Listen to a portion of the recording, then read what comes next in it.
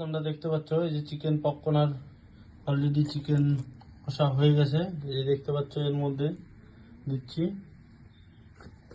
মাখাও বন্ধু। বন্ধু এটা কি হচ্ছে? Chicken popcorn.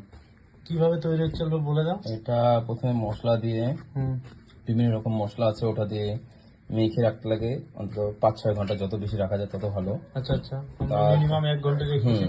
তারপরে এখানে কর্নফ্লাওয়ার, ময়দা, পেরি পেরি মশলা আর অনেক রকম মশলা দিয়ে এই যে তারপরে স্টেপ বাই স্টেপ দেখতে পাবো কিভাবে। মশলা অলরেডি হয়ে গেছে। এই যে আমাদের অলরেডি তেলটা গরম করতে দিয়েছি।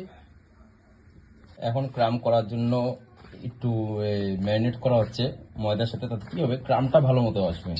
আচ্ছা আচ্ছা, খাইতে কেমন টেস্টি হবে? খাইতে তো অবশ্যই টেস্ট হবে। এই যে এইভাবে করে প্রথমে ঝাঁকি দিয়ে ঠান্ডা জলে চুবাইতে লাগে। এই যে এটা বরফের জল ফ্রিজের।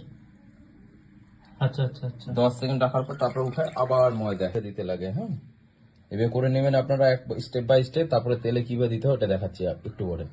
দেখছেন আপনারা এখন ক্রাম্ব রেডি। এই যে তেলের মধ্যে ছেড়ে দেওয়া হয়েছে, চলো দেখা যাক।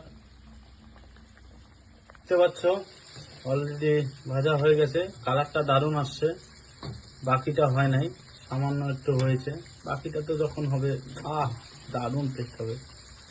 দেখতে এত ভালো, খাইতে যে কত টেস্ট হবে বন্ধু, দারুণ দারুণ সুপার। দেখতেই পাচ্ছ কত সুন্দর ক্রাম আসছে, দারুণ দেখতে।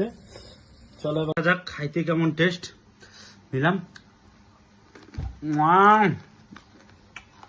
সুপার সুপার, দারুণ টেস্ট।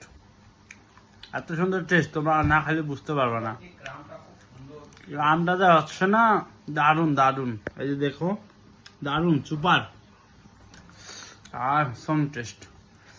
যদি ভালো লাগে থাকে সাবস্ক্রাইব আর কমেন্ট ফলো করবেন। আর এরকম ভিডিও দেখতে গেলে